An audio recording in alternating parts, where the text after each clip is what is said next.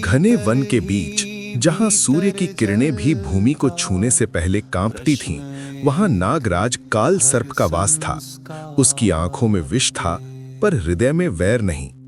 काल सर्प जानता था, नाग का स्वभाव है डसना, पर उसका धर्म है अनावश्यक विनाश से दूर रहना।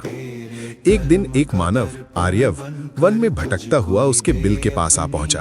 भूखा था, थका था और भय से भरा हुआ। उसने गलती से नागराज की पूंछ पर पांव रख दिया। क्षण भर में पूरा वन सन्नाटे में डूब गया। नाग की आंखें लाल हुईं, विष कंठ तक आ गया, पर उसने डसना रोक लिया। यह अज्ञान है, अपराध नहीं, काल सर्प ने स्वयं से कहा।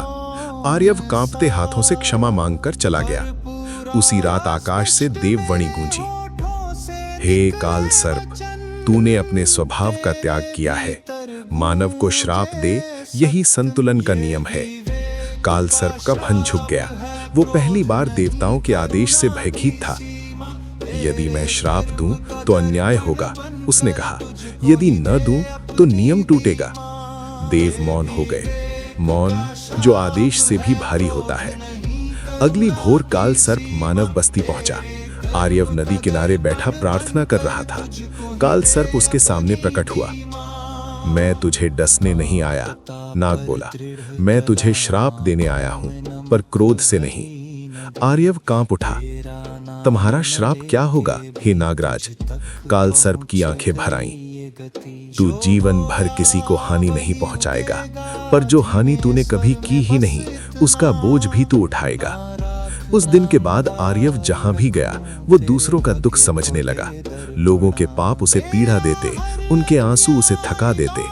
वो न दंड दे सकता था, न भाग सकता था। वो करुणा का भार ढोता रहा।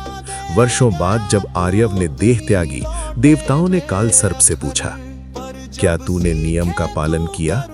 काल सर्प ने उत्तर दिया, हाँ, पर मैंने ये भी सीखा, हर श्राप क्रोध से नहीं आता। कुछ श्राप करुणा से जन्म लेते हैं। उस दिन पहली बार देवता मौन नहीं थे और वन में काल सर्प ने विष त्याग दिया। भावार्थ: श्राप हमेशा प्रतिशोध नहीं होते। कुछ श्राप ऐसे होते हैं जो मनुष्य को तोड़ते नहीं, जगा देते हैं।